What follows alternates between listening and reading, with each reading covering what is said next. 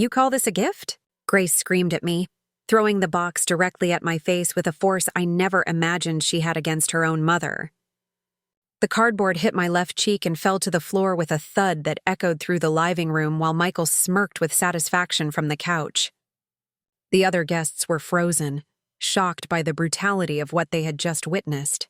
"Mom, after everything we've done for you, you give us this piece of junk," she continued shouting, pointing at the fallen box as if it were garbage. My granddaughter Stella covered her mouth with her hands, horrified by her mother's reaction. What Grace didn't know was that inside that simple box was the key to the $200,000 apartment I had secretly bought for her working extra shifts for 2 years to save the money. But after that public humiliation, after seeing the contempt in her eyes, I decided she had forever lost the right to know what her real gift was. 3 months earlier, everything seemed normal in my Sunday routine. The table was set with the embroidered tablecloth I had made myself 20 years ago. The fine china inherited from my mother gleamed under the soft light filtering through the white lace curtains. The aroma of chicken stew with vegetables filled the house, mixing with the scent of roses from the garden drifting through the slightly open window. Grace arrived on time as always, accompanied by Michael and my dear Stella, who ran to hug me with that spontaneous joy only sincere teenagers have. "Grandma, it smells delicious," she whispered in my ear, squeezing me tight. Michael just gave me a cold greeting as usual, but I noticed something different in his eyes that day. Something calculating that made me nervous without knowing why. During lunch, Grace kept looking at every corner of my house with new eyes as if she were seeing it for the first time. She got up from the table several times with trivial excuses. To get more salt, to check if she had left the water faucet on, to make sure the windows were securely locked. But I followed her with my eyes and noticed how she would pause in front of the antique furniture, discreetly touching the silver frames of the family photos, opening drawers she was supposedly just closing. "This house is too big for you alone, Mom," she commented as she returned to her chair, filling her wineglass to the brim. "A woman your age needs peace, not so many responsibilities." Michael agreed with exaggerated enthusiasm, adding, "Rose, you should think about moving to a smaller, safer place where you don't have to worry about maintenance or cleaning." The conversation continued along that path for the rest of the afternoon. They talked about senior living communities, comfortable and modern apartments, about the freedom I would have not having to worry about such a large house. But there was something in their voices, an urgency disguised as concern that put me on alert. Stella remained silent, pushing food around her plate without taking a bite, shooting me, knowing glances when her parents weren't looking. It was as if she also sensed that something wasn't right with this seemingly innocent conversation. The sun filtered through the windows, creating long shadows in the dining room, and I began to feel that those shadows represented more than just the passing of time. When they left that afternoon, I was clearing the dishes with a strange feeling in my chest. The crystal glasses clinked softly as I washed them, the warm water running over my hands, wrinkled from so many years of work and sacrifice. 45 years sewing in the textile factory, getting up at 5 in the morning, even on Saturdays, saving every penny to give Grace everything I never had. I raised her alone after her father left us when she was 8, promising myself she would never lack anything, that she would have the college education I dreamed of but could never afford. I worked double shifts, sold the few pieces of jewelry I owned, and gave up small luxuries to pay for her studies at the private university she so desperately wanted. That night, sitting in my usual rocking chair with a steaming cup of chamomile tea in my hands, I started to remember other details I had overlooked. The insistent questions about my important documents, the suggestions that I give her a copy of the house keys in case something happened, the comments about how convenient it would be for her to have access to my bank account for emergencies. It all started to take shape like a sinister puzzle slowly assembling before my eyes. The lamplight created golden circles on the walls filled with family photographs, memories of happier times when love was genuine and had no hidden motives. In the weeks following that strange Sunday lunch, Grace's visits became more frequent and strategic. She no longer came for our traditional Sundays, but during the week, always with perfectly crafted excuses. I was just passing by after work and wanted to say hello. I was shopping at the nearby market and thought I'd stop by, but I began to notice disturbing patterns in her behavior. She always brought Michael, who would wander around the house while she distracted me with conversations about my health, my medications, my daily routine. The sly man pretended to be interested in the books in my library, but I saw him discreetly photographing the titles, probably assessing their value. His eyes scanned every object like a professional appraiser. One Tuesday afternoon, while I was making coffee in the kitchen, I heard Michael talking on the phone in a low voice from the backyard. The words came in fragments on the wind. The house is in perfect condition. The antique furniture is worth a fortune. She has no idea of the real value of what she owns. My heart started to beat faster as I pretended not to listen, stirring sugar into my cup with trembling hands. When he returned to the living room, he smiled at me with that fake warmth he had perfected over years of marriage to me daughter. "Rose, you have a beautiful house." "A truly beautiful house," he commented, touching the surface of the piano I had bought with my first full paycheck 40 years ago. Grace appeared from the bathroom with a worried expression, holding one of my blood pressure medication bottles. "Mom, these pills expired 3 months ago," she said, showing me the bottle as evidence of my supposed negligence. "This is dangerous. You could have a crisis and no one would know for days." Michael nodded gravely, adding, "Living alone at your age is irresponsible. Rose, what if you fell in the shower or had a heart problem during the night?" Their words sounded full of genuine concern, but there was a calculated urgency in their tone that made my skin crawl. It was like listening to actors rehearsing a script that was too well prepared. Stella arrived that afternoon straight from school, carrying her heavy backpack, her uniform wrinkled from the day. She greeted me with her usual hug, but I noticed she was watching her parents with a confused expression. During our snack, as I served tea and homemade cookies, she broke the uncomfortable silence. "Dad, why are you taking pictures of Grandma's things?" The question landed like a bomb in the middle of our trivial conversation about the weather. Michael turned red, immediately, stammering excuses about documenting family memories and preserving history. Grace quickly backed him up. "Your father just wants to have pictures of Grandma's house for the future for when she's no longer with us." But Stella didn't seem convinced, looking at me with those intelligent eyes she had inherited from my side of the family. That night after they left, I decided to carefully check all the places Michael had been snooping around. I opened every drawer, checked every shelf, and examined the important papers I kept in my desk. Everything seemed to be in its place, but I had a persistent feeling that something had been moved, touched, examined. The solid oak desk where I kept my important papers had slightly misaligned drawers, as if someone had opened and closed them in a hurry.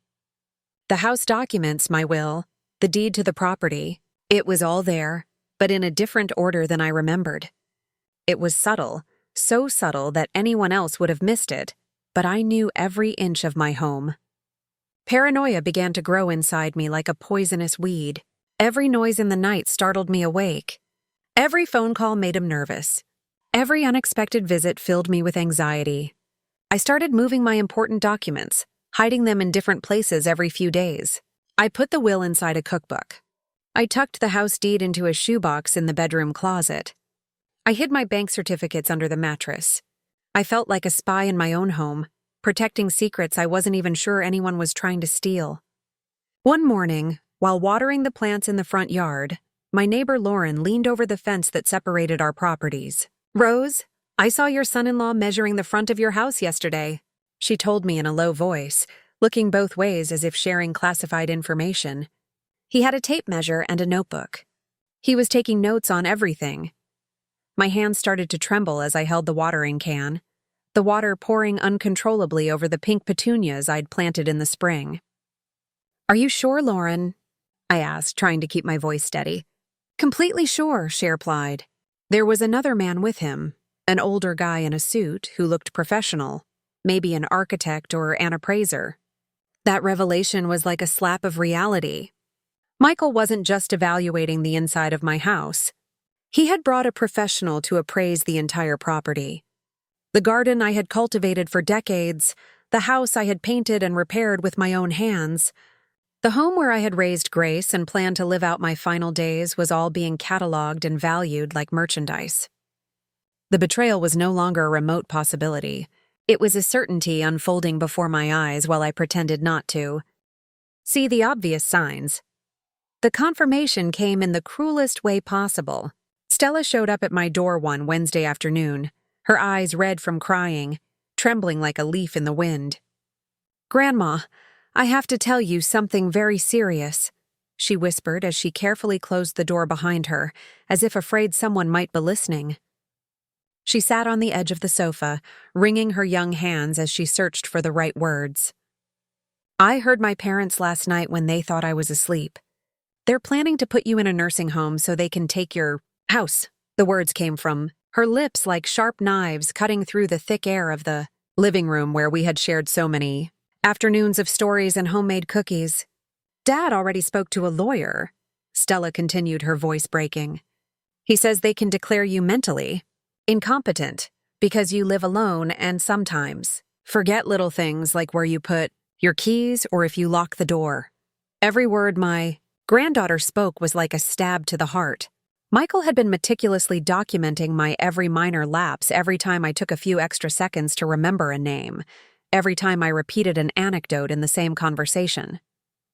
What I considered normal slips for a 67-year-old woman, he had turned into evidence of senile dementia to present to a judge.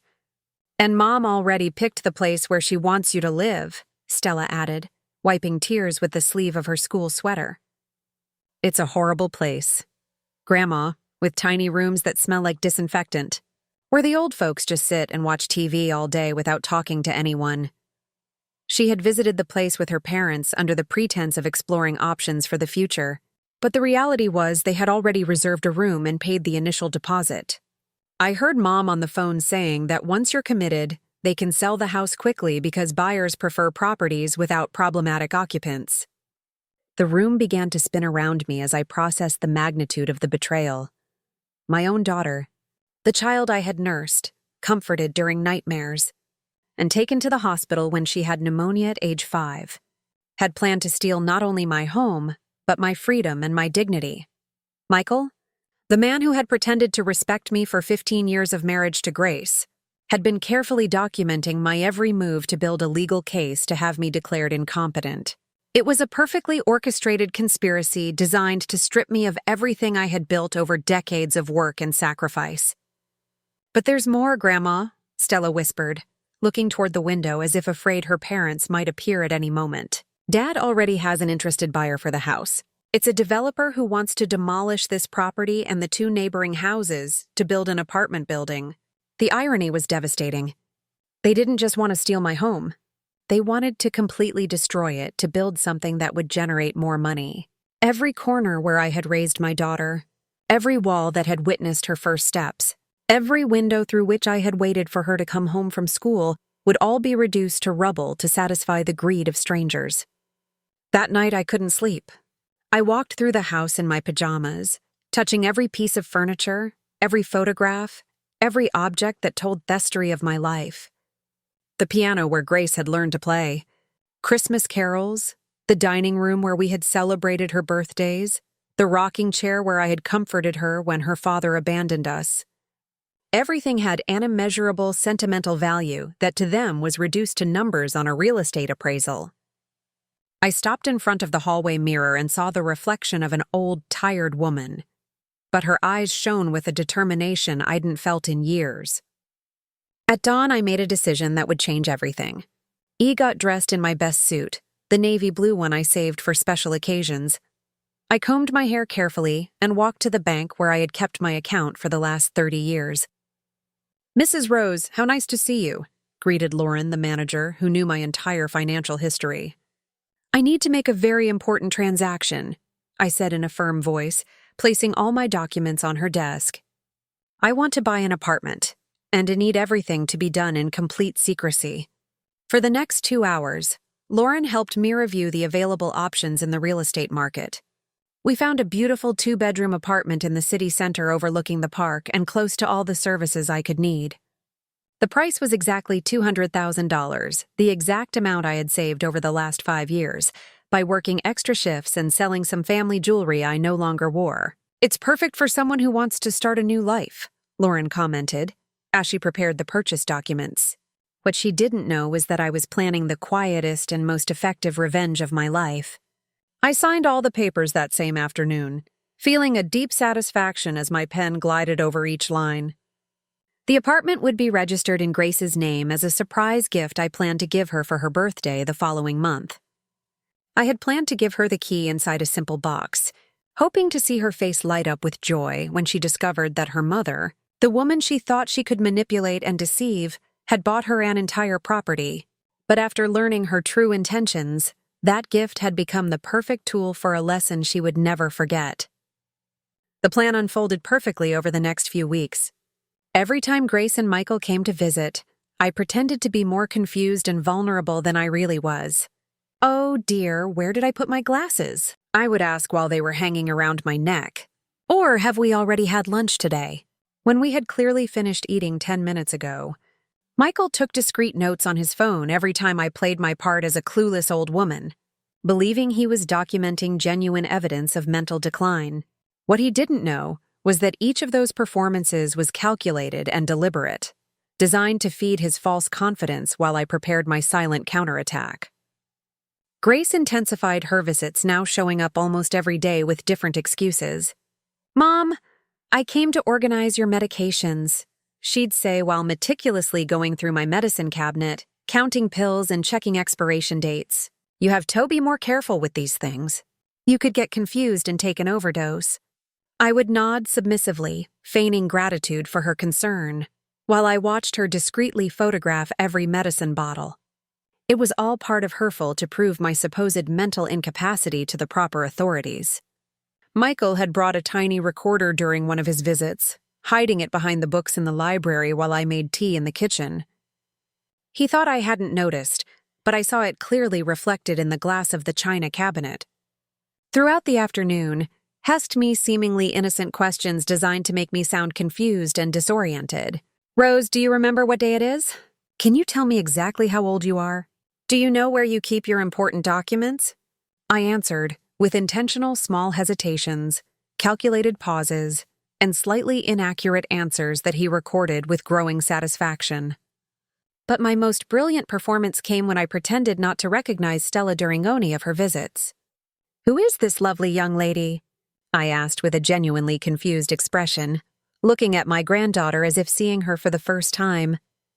The pain in Stella's eyes was real, but she immediately understood it was part of my plan when I gave her a discreet wink while her parents weren't looking.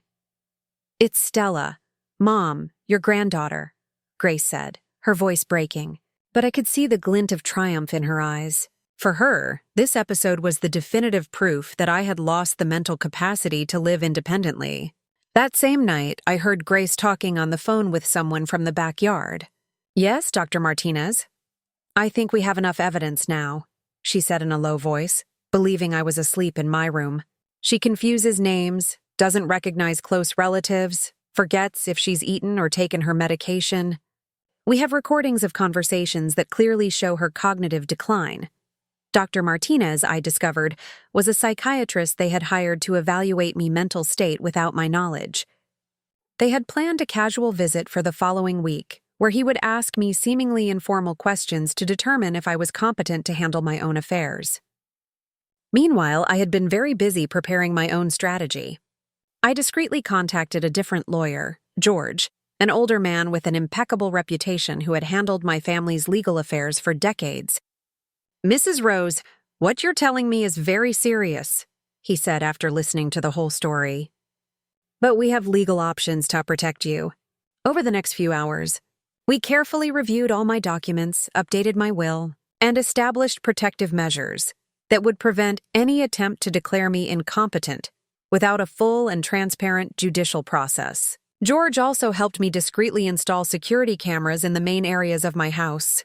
They were small, almost invisible devices that recorded both video and audio of everything that happened in the living room, dining room, and kitchen. "If they are truly planning what you suspect, we need evidence of their real intentions," he explained as he adjusted the last device behind the mantel clock. "These recordings will be crucial to prove that you are perfectly sane and that they are the ones acting fraudulently. The perfect trap was complete when I managed to get Michael to confess his plans without realizing it. During a family dinner, I faked a particularly dramatic episode of confusion, repeatedly asking where I was and why. There were so many strangers in my house. Michael, believing I was completely disoriented, whispered to Grace, 'This is it. Tomorrow we'll call Dr. Martinez for the official evaluation. With this episode recorded, no judge will doubt that she needs immediate institutional care.' What he didn't know was that my new cameras were capturing every word, every gesture, every moment of their premature celebration. But the most shocking revelation came when I overheard a phone conversation between Grace and the real estate developer. 'The house will be available for demolition in 2 months at the most,' she assured him. 'Once we commit the old woman, we can proceed with the sale immediately. She won't have the legal capacity to object.' The agreed price was $800,000, a sum they would split between Grace, Michael, and the costs of the nursing home where they planned to lock me away. My home, my refuge, my sanctuary of decades had become a business transaction they discussed with the coldness of merchants evaluating merchandise. That night, while they silently celebrated what they believed was their imminent victory, I sat in my favorite rocking chair with a cup of chamomile tea and smiled for the first time in weeks. I held in my hands all the necessary recordings, all the updated legal documents, and of course the key to the $200,000 apartment I had bought for Grace. The gift that would have been the culmination of my motherly love had become the perfect instrument for a lesson they would never forget. Grace's birthday arrived like a silent storm I had been waiting for weeks. I had meticulously planned every detail of that afternoon, knowing it would be the perfect moment to execute my plan.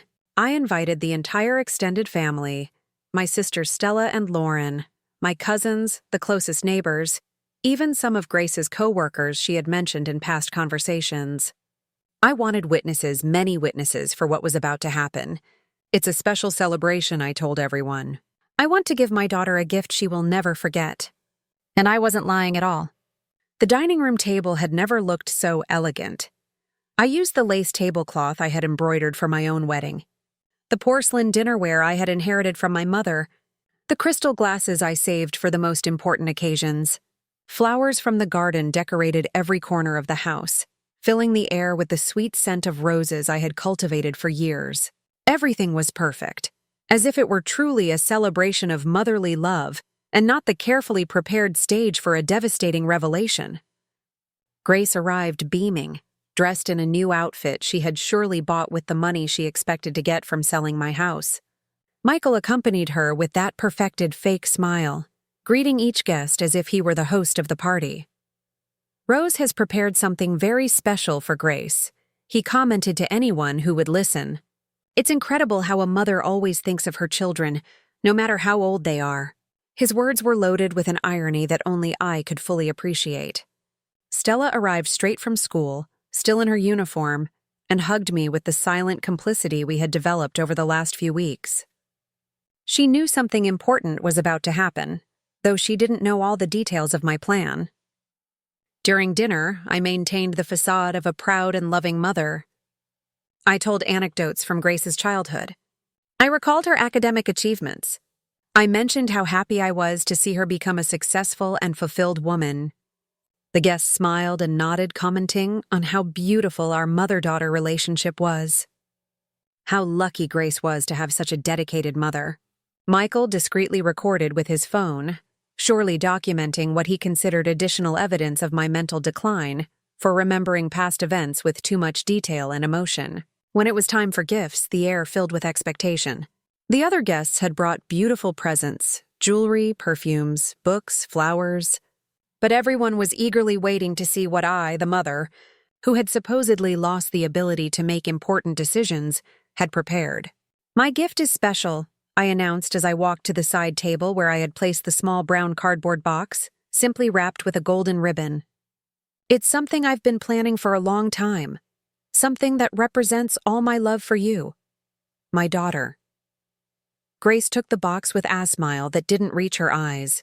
I could see the immediate disappointment in her expression when she felt how light it was when she noticed the simple wrapping, when she realized it didn't have the weight or appearance of something valuable.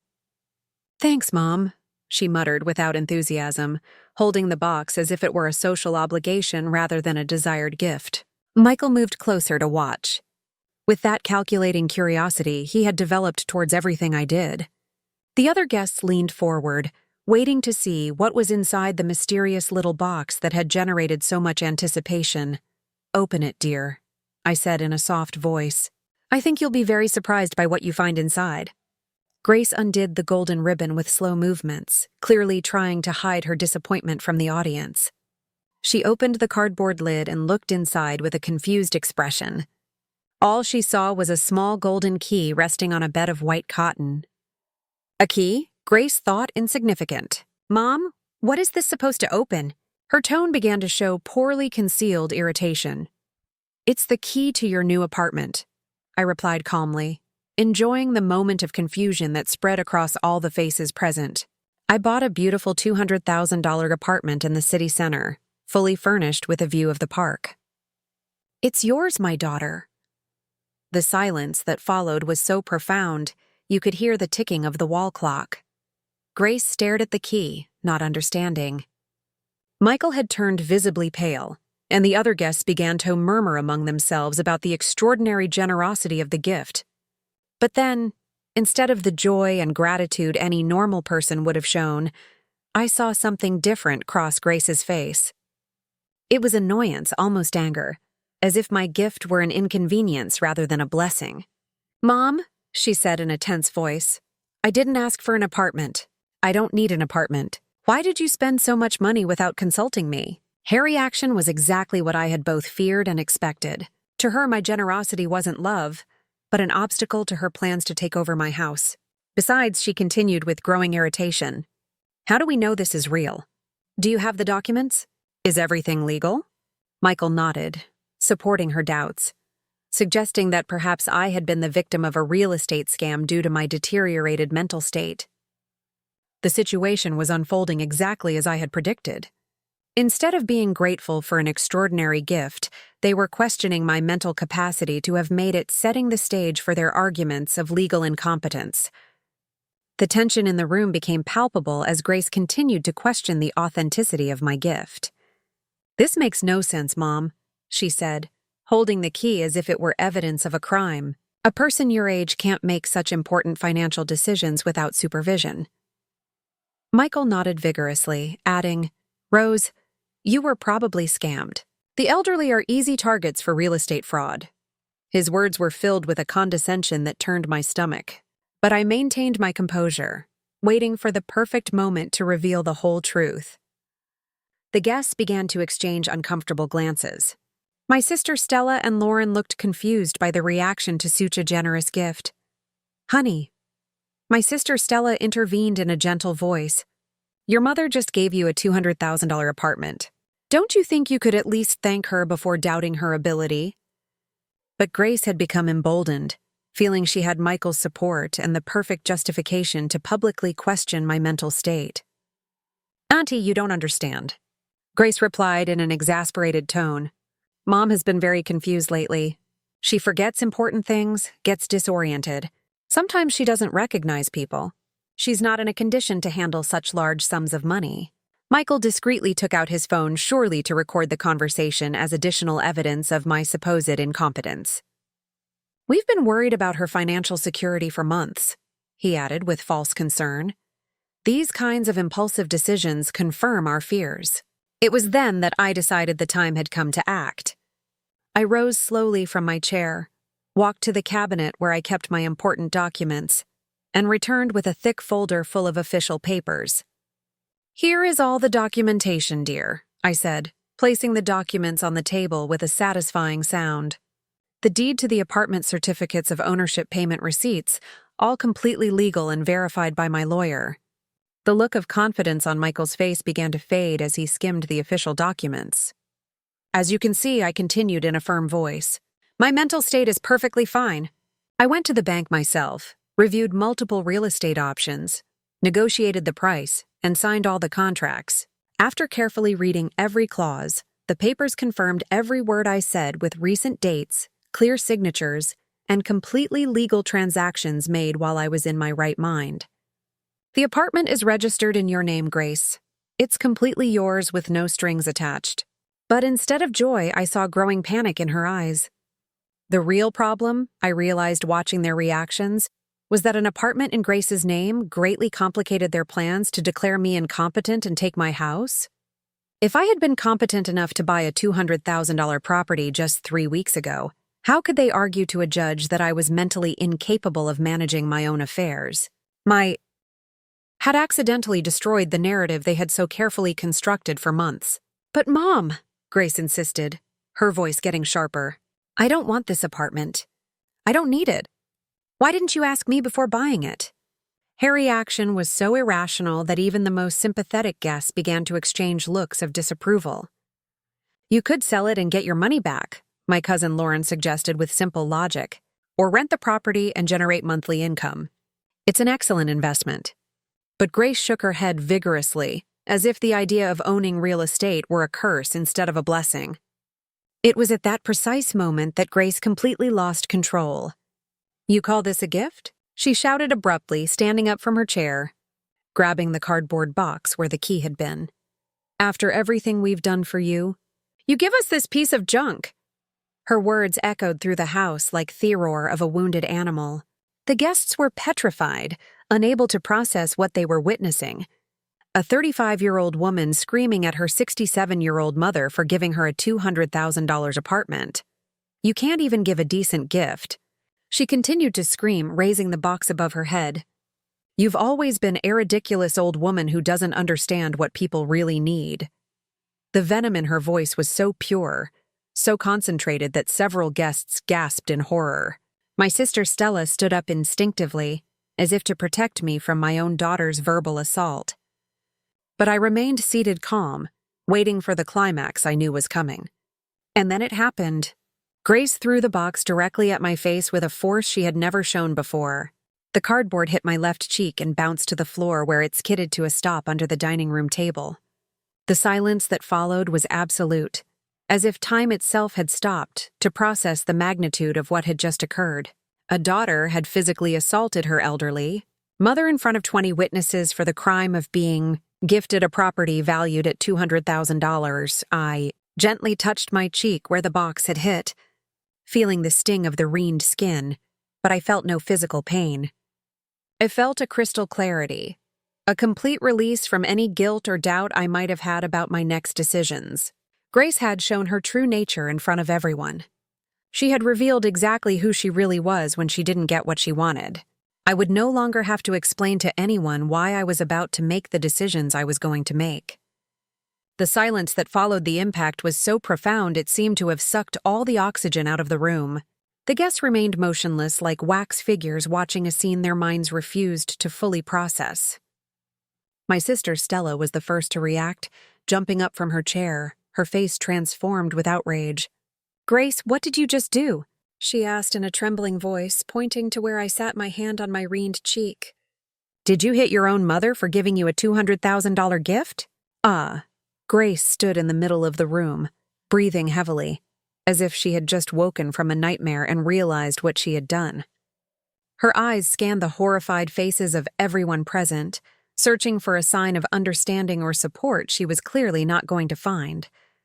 Michael tried to take her arm to calm her down, but she pulled away sharply as if the physical contact was an additional betrayal. She doesn't understand, she muttered, her voice breaking. None of you understand how hard it's been to deal with her mental problems. Mental problems? My cousin Lauren intervened with absolute disbelief. Rose just bought you an entire apartment with all the legal documents in order, and you scream at her and hit her because you don't like the gift. Her voice rose with each word, reflecting the collective outrage that had taken hold of all the witnesses. I think the only person with mental problems here is you. Grace! Murmurs of approval rippled through the room, confirming that the public consensus was completely against her. Stella, my granddaughter, had slowly risen from her chair and was walking toward me. tears streaming down her young cheeks. "Grandma, are you okay?" she whispered as she knelt beside my rocking chair, taking my free hand with infinite gentleness. Her protective gesture toward me contrasted dramatically with her own mother's aggression, creating an image that would be forever etched in the memory of everyone present. "I'm so sorry for what she did, Mom," she continued, her voice choked with emotion. "You didn't deserve this." It was then that I decided the time had come to reveal the whole truth. I stood up slowly, my dignity intact, despite the attack I had suffered, and walked to the center of the room where everyone could see and hear me clearly. "I want you all to know something very important," I began in a firm, clear voice. "For the past few months, Grace and Michael have been planning to have me declared mentally incompetent to take my house and commit me to a nursing home against my will." The words fell like bombs into the expectant silence. "That's a lie!" Michael shouted immediately, but his denial sounded desperate and unconvincing. "Rose is confused. She's making things up." Grace nodded vigorously, trying to regain control of the narrative that was slipping through their fingers. "Mom, you know we only care about your well-being," she said, her voice trembling. "We would never do something like that." But her protest sounded hollow after the display of violence everyone had witnessed just minutes before. "I have proof."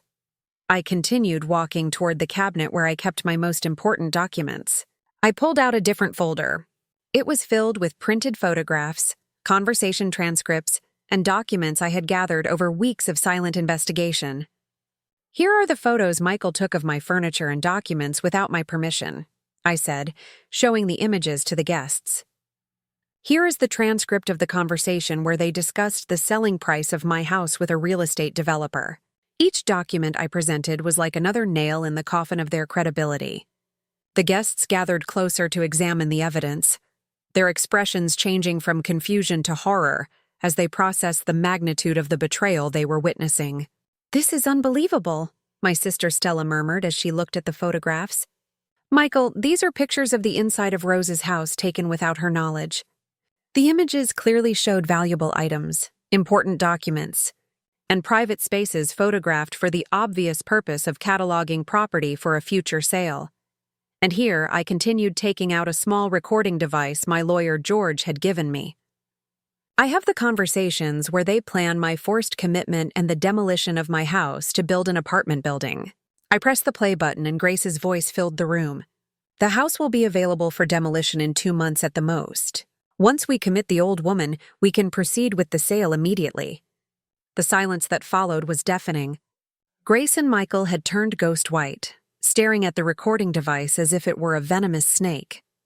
"That recording is taken out of context," Michael stammered desperately. "We weren't talking about Rose.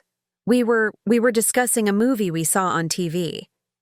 But his explanation was so ridiculous that even he didn't seem to believe it. The evidence was overwhelming, irrefutable, and devastating to any attempt to maintain their innocence. "Now you understand why Grace's reaction to the apartment was so violent," I explained to the captivated audience. "She wasn't expecting gratitude from me. She wanted my house, my money, my freedom. The apartment I bought her proves that I am perfectly sane and capable of making major financial decisions, which completely destroys their plans to have me declared incompetent." The logic was undeniable, and everyone present could clearly see how all the pieces of the puzzle fit together. Stella, my granddaughter, stood up and looked at her parents with an expression of disgust I had never seen on her young face. "Before, is all of this true?" she asked, her voice breaking. "Did you really plan to take Grandma's house and put her in a home?" Grace tried to approach her daughter, but Stella recoiled instinctively as if her own mother had become a dangerous stranger. "Don't touch me," she whispered. "I can't believe you're capable of something like this." The atmosphere in the room changed instantly and dramatically.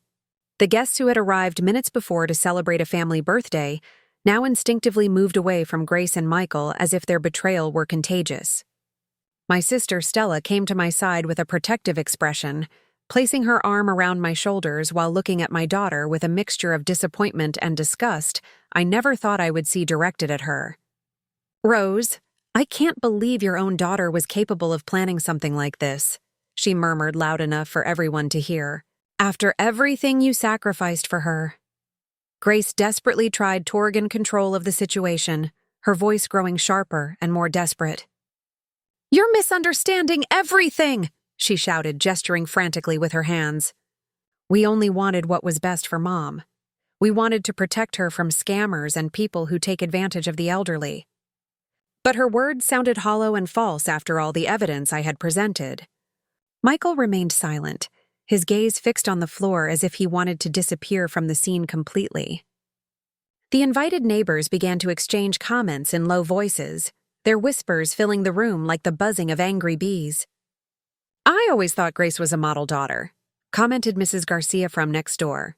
"But this is unforgivable." Others nodded gravely, some discreetly taking pictures of the documents I had shown as if they wanted evidence of what they had witnessed too. Share with others later. Stella, my granddaughter, had become the emotional center of the confrontation. Her young face reflected a sudden maturity as if she had aged years and minutes upon discovering her parents' true nature. "Mom," she said, her voice firm but trembling, "how could you think of doing this to Grandma?" She walked over to me and took my hand with infinite gentleness. "Grandma, I didn't know anything about this. I swear if I had known their plans, I would have warned you sooner." Her tears fell freely as she spoke each drop, reflecting the purity of her young heart. "I know, my love," I replied softly, stroking her dark hair, as I had done since she was a little girl. "You were the one who warned me about what they were planning. You are the only person in this family who still has some decency and honor." My words were like daggers to Grace, who clutched her chest as if she had been physically struck. Seeing her own daughter take my side was clearly more painful to her than all the evidence I had presented. Michael made one last desperate move to save himself. "Rose, you're confused," he said in a falsely paternal tone. "All those recordings were misinterpreted. We would never harm her family." But before he could continue, my sister Lauren stepped between him and me with a fierceness I'd never seen in her. "Shut up," she ordered in a sharp voice. "We've heard enough lies for a lifetime. Get out of this house immediately before we call the police." The mention of the police seemed to jolt Grace out of her stupor. "You can't call the police!" she screamed, genuine panic in her voice. "We're family. We have rights." But her claim sounded ridiculous after everything I had revealed. "The only rights you have," my cousin Stella intervened in an icy voice. Our Theones Rose decides to give you, and after what you've done after planning to steal her home and her freedom, I think you've lost even those." It was then that I made the decision I had been putting off for weeks. I walked to the house phone, an old rotary model I had kept for nostalgia, and dialed the number I had memorized days before. "George," I said, when he answered. "Yes, it's Rose. I think it's time to execute the changes we discussed in my will." The silence in the room became absolute as everyone processed the implications of my call. I want Grace and Michael to be completely removed from my will. I continued speaking into the phone while looking directly at my daughter. "All my assets, properties, and savings will be transferred to my granddaughter Stella when she turns 25. Until then, everything will be managed by a trust that you will administer." Every word I spoke was like a hammer striking the final nail in the coffin of Grace's ambitions. The reaction was immediate and devastating. Grace collapsed onto the sofa as if she had been physically struck, burying her face in her hands and sobbing uncontrollably. "You can't do this," she repeated between sobs. "I'm your daughter. I'm your only daughter," but her pleas came too late. She had had decades to prove she deserved my trust and my inheritance, and instead she had chosen betrayal and greed. Michael tried to approach the phone Asif to interrupt my conversation with the lawyer, but my sister Stella and several guests formed a protective barrier around me. "Don't you dare touch her," one of my cousins warned him in a menacing voice. "You've done enough damage for one day."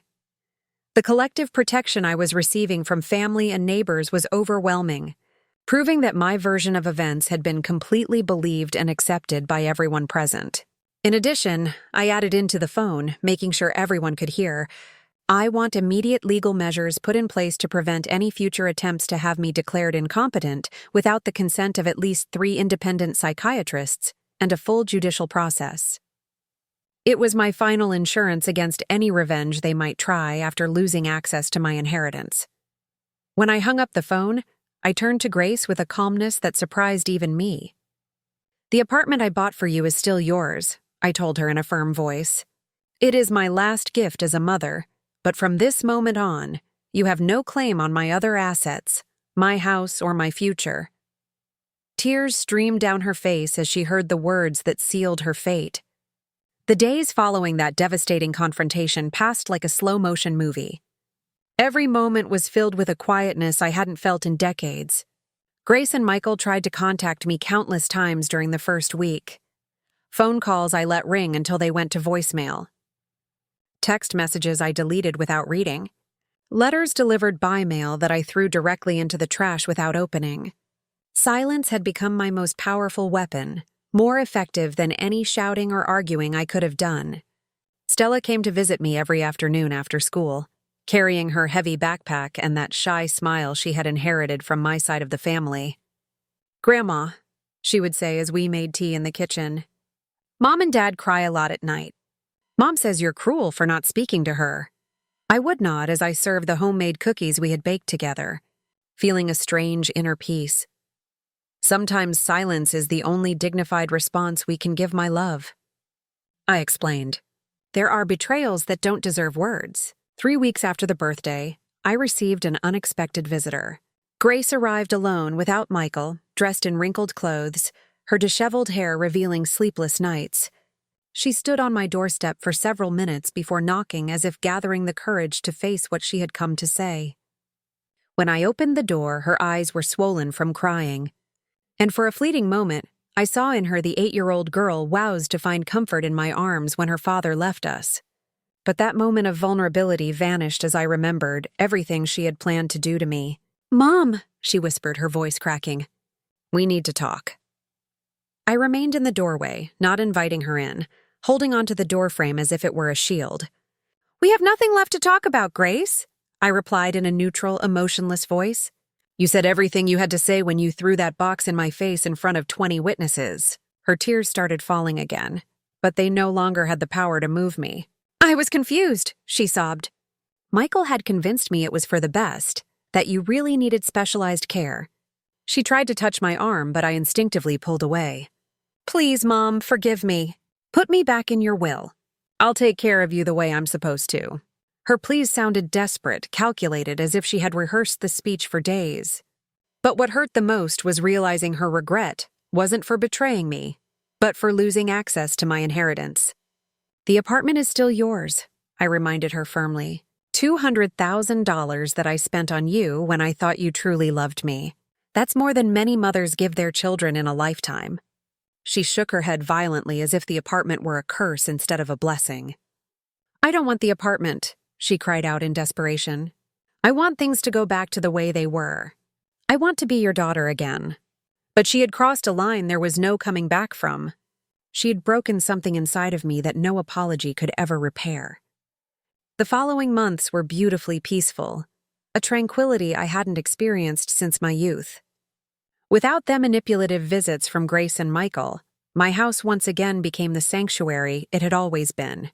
Stella officially moved in with me after she turned 18, bringing genuine youth and joy to the spaces that had been tainted by betrayal. She attended university in the mornings and worked part-time at a bookstore in the afternoons. But she always found time to sit with me in the garden as the sun set.